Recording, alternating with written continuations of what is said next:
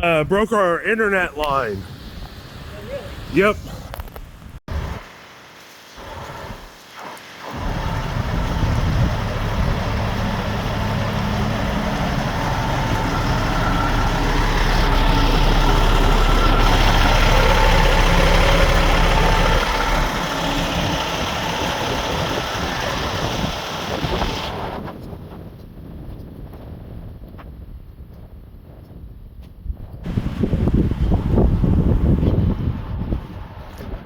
So the semi decides to back up down here and just back right into our internet line. It's this dude right here.